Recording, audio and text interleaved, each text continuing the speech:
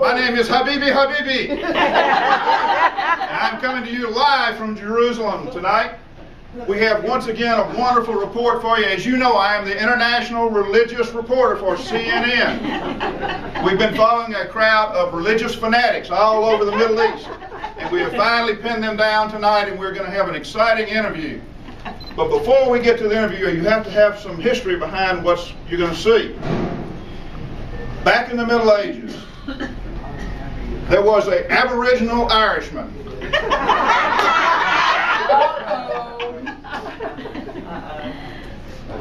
who roamed the forests of Ireland. He was a very clever person, but he tried to be clever with the British who were invading the English, and they captured him.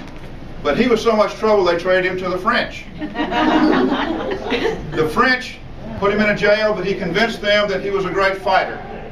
So they said, we need cannon fodder for the Crusades, so they sent him to the Crusades. Now, his name was Edward Dillon. Wart. He was a very clever person, and he escaped all the sword play and the arrows and the axes and the Greek fire of the Crusades. And so he found his way home, but on his way home he went through Egypt. And he was fascinated with the power that the kings of Egypt had. He thought, this was me in an earlier life. He really came to believe that he was a reincarnated king of Egypt. And so he went home to Ireland, worked his way back, married a lady named Edwina, and they had lots of little Dillons. And now, 40 generations later, a descendant of Edward and Edwina, a man who has become a priest, immigrated to the United States, got himself set up with a parish, has come leading a group of religious fanatics to the Middle East. Something happened to him when he entered Egypt. He began to have this mysterious feeling that went all the way back to Edward. And he came to believe that he was the reincarnation of a king of Egypt. And so we have arranged an exclusive interview with this man. And let's welcome the lion of the desert, Edfu the First, Pharaoh of Buckhead, Edward. Hello. I'm glad to be here among all my faithful followers. And he's lubricated. Good evening, Your Highness. Our thanks for taking time to be with our viewers tonight. Well, I'm glad to be here, and may the smell of the mummification factory of Anubis be with you forever. Thank you for that sincere greeting, Pharaoh. Now,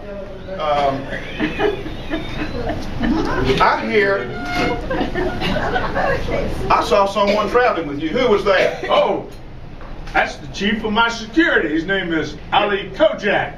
He's a very famous law enforcement. Actually, it was a camel market, but they were trading in slaves, and I paid $1 American for it. And he's been a fabulous person on my staff. I actually promoted him to be a high priest of the Order of the Cop Shop. You may have heard of that. The Order of the Cop Shop ultimately evolved into what they call... Thank you very much. Cop Shop Christians. Thank you very much. And, we appreciate your brief answers. Now, tell us, have you had a good time on this trip? Oh, we've had a wonderful time. It's been terrific. We've floated down the Nile. We've floated in the air. We've done it all. We've had some trouble, too. I got to tell you, we've had a little bit of trouble. Well, tell us about your trouble. Well, most of it has to do with loose women, bad business, and a few other episodes involving bad security that I almost hate to mention.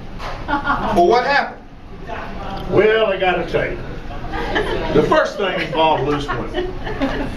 We had an episode where Olave and Betty came to see me, and I got a little carried away. I said, come into my pyramid and I'll make you a mummy. And they got mad at me. And they ran away, and Betty said, I'm going to a Nubian wedding. She went off to the wedding all by herself. And she was sitting there in the wedding courtyard. And all of a sudden, in the middle of the reception, she slugged back her white beard and she said, "Tastes great." The bride jumped up, took off her burqa and said, "Let's fill it." And they started bitch slapping each other. First thing I knew, they was in the fountain of the courtyard mud wrestling and doing it all. It was terrible. It sounded like a regular cat fight. Oh man, it was terrible. I had to call in my chief of security, old Ollie Kojak here. Ollie came in there and broke them up, and they like to tore him to pieces. "Show him your wounds, Ollie. Show him your wounds." Look at that. Daddy, you ought to be ashamed.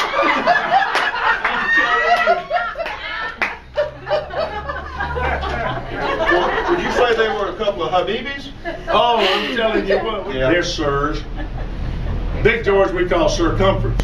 Little George we just call the little Nighties loafers.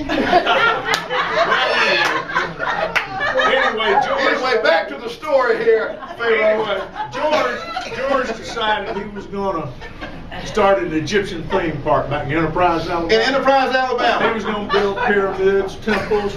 He was going to have a hall of mummies. Yeah. He was going to have a camel ride. A camel ride. Camel ride. So he set out to buy 100 camels. Did he get the camels? Well, let me tell you about that. George started negotiating for these camels. When he offered the guy, he says, "I'll give you $1,000 a camel." The guy says, "I don't know." George said, "Well, I'll tell you what. If you can supply 100 camels, I'll give you 3 times that amount." And he said, "We'll make it up on volume."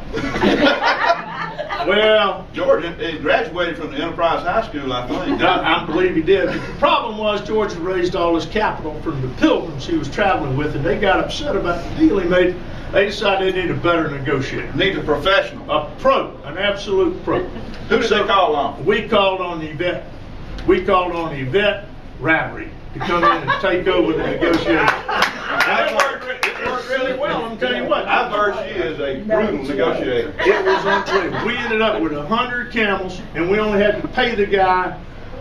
I mean, he paid us £100 to take them off his hands. That's amazing. She's a hell of a woman. She really was. And we used those 100 camels to pay the fine that we owed when Kojak here got in so much trouble. Good, we better stop there, Mr. Pharaoh. Now, if the two of y'all will step back off stage, we are a commercial network. We do have to pay the bills. So it is time to make money. And we make money by pushing product. So ladies and gentlemen, you cannot imagine how excited I am because we have the most special celebrity spokesperson to introduce an exciting new product. Please welcome Cleopatra, the Queen of the Nile.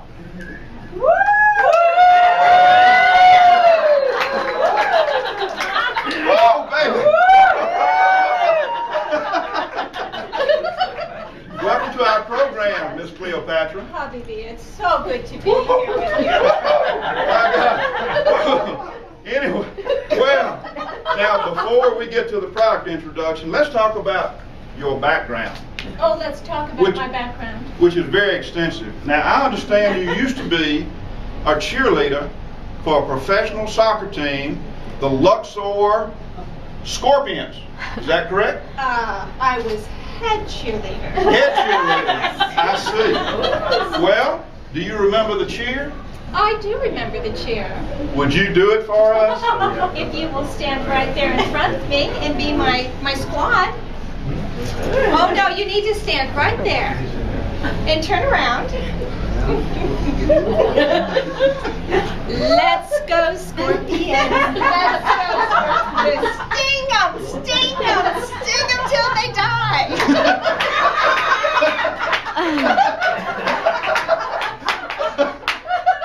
Well, that's very professional. Now, that's terrific. Now, I heard you got a new gig as a go-go girl. That is correct. Well, where are you performing? I perform every Friday night at Johnny Hideaway on Broadway. Well, I'm sure our pilgrim's going to beat a path down Johnny's Hideaway this Friday and see what's going on. Now, I think we'll turn it over to you for the infomercial. Thank you, Mr. CNN man. Anytime. Ladies, this part of the commercial is for you. I have got the most wonderful new product. It's going to change your life. Sorry.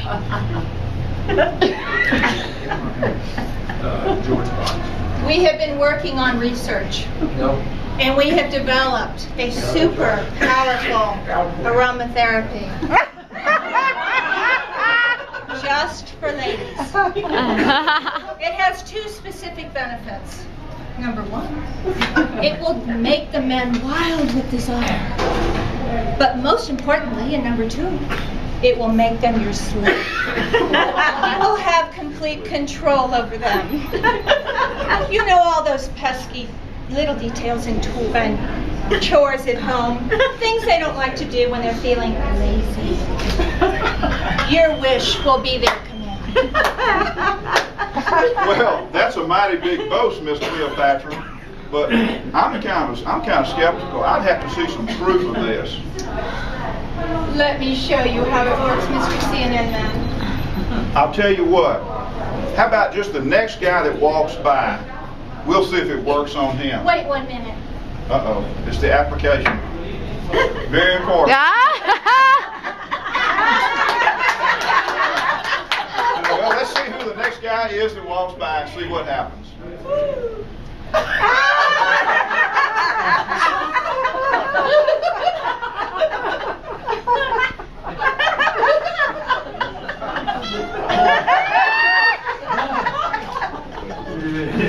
Oh, great! Down, boy! Beer! Down, boy! I am sporting a tremendous obelisk! Not so fast! You know there is work to be done before we play. All right. I have a camel that's double parked on the street. Why don't you move into my garage? Yes. And by the way, why don't you wash and shine it while you park it in my garage? Yes, both sides. Yes, both sides. And under.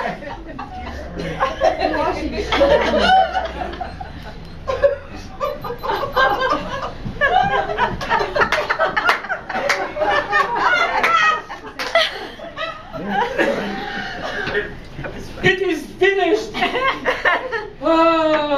Not so fast. There is more work to be done. You No. must take out the trash.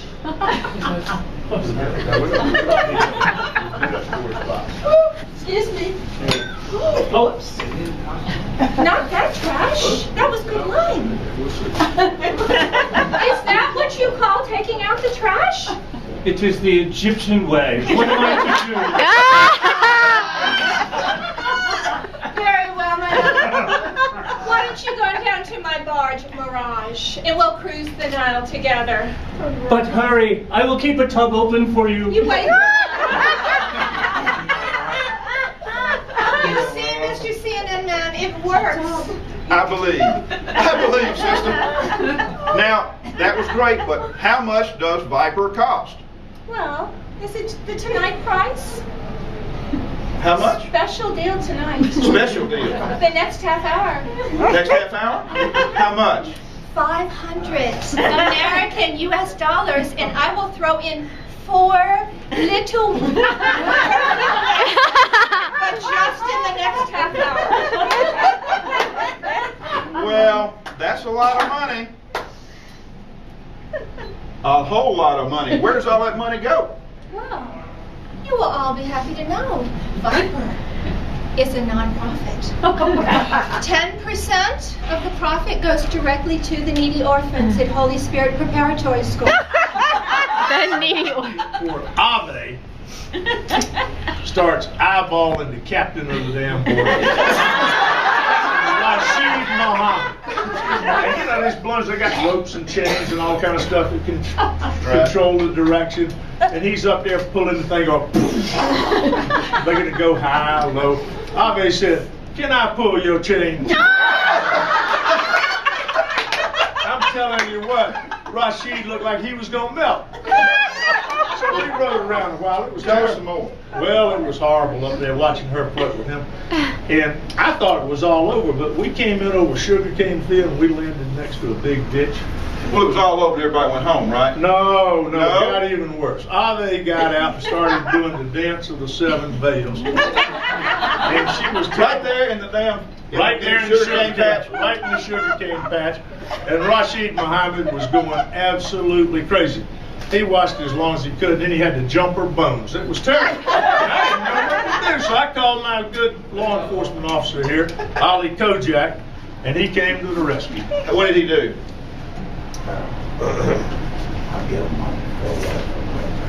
Boom. I'm not going to tell him what you just said. But Ali Kojak jumped right in there, and he wrestled that Rashid Muhammad to the ground, and he sent him to the city of the dead. Right there, he joined the Nubis. No question about it. You know, Ali travels armed. Have you ever seen his weapon? No, I haven't. Show him your weapon, Ali.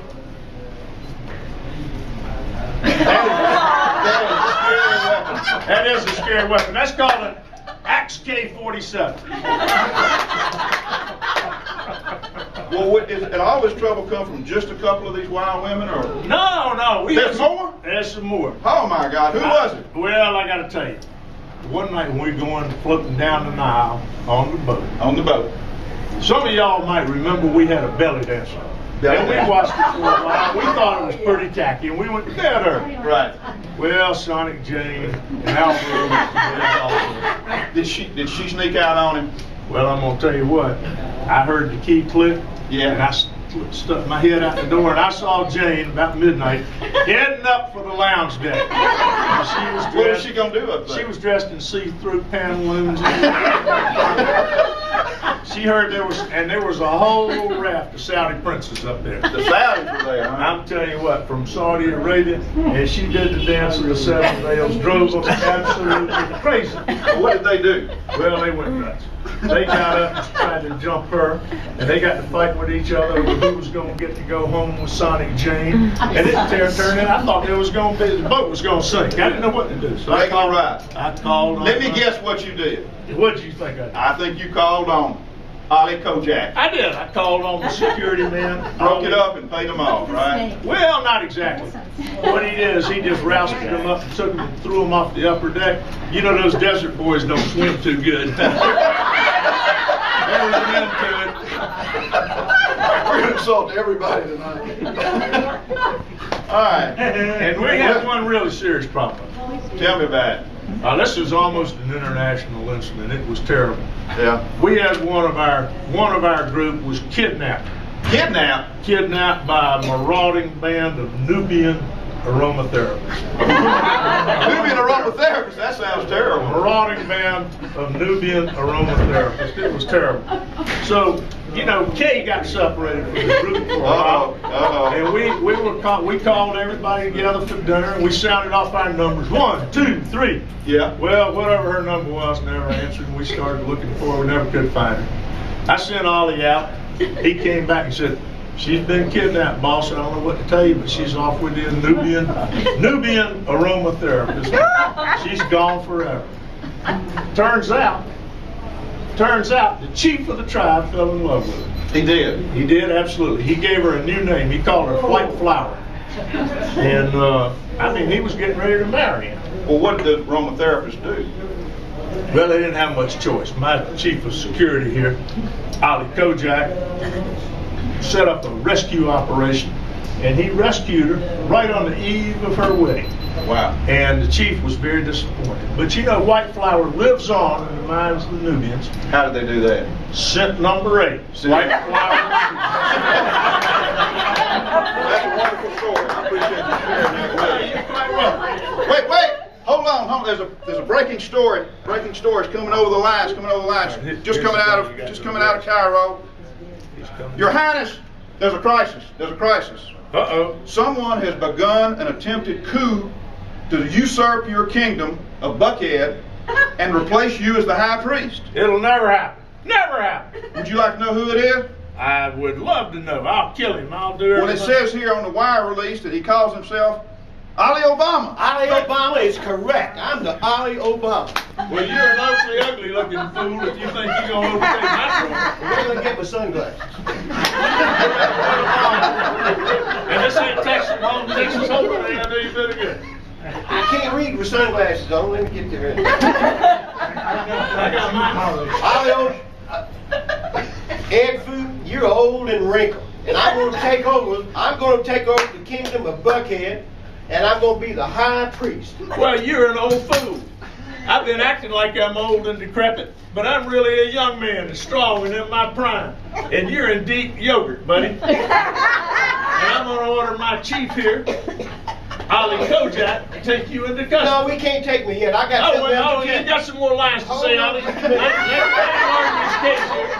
Wait a minute, the Pharaoh ran over his line. We haven't got Miranda warnings in here yet. I'm going to How about Miranda warnings? Oh, that's terrible. That's enough, Ali Kojak. Way to go. Give me 5. Give me 5. I made a mistake, Ed Food. I'll never go against you again. I'm ashamed to do it, and I don't want to be the high priest. And you're forgiven, but you're banished to Alabama forever. Let me get my sunglasses. Kojak would like to trade his 4 wives for Cleopatra, and I've agreed that's okay. Y'all can leave together. That's a good trade. You have to leave together. Well, Yes. Pharaoh, do you have a final message for the viewers out there? Do it. Mr. Smarty Pants wasn't going to use a script. That's the end of the script. I can't remember that. Script. All's well that ends well. And that, boys and girls, is why nobody should ever mess with the Pharaoh, the Lion of Buckhead.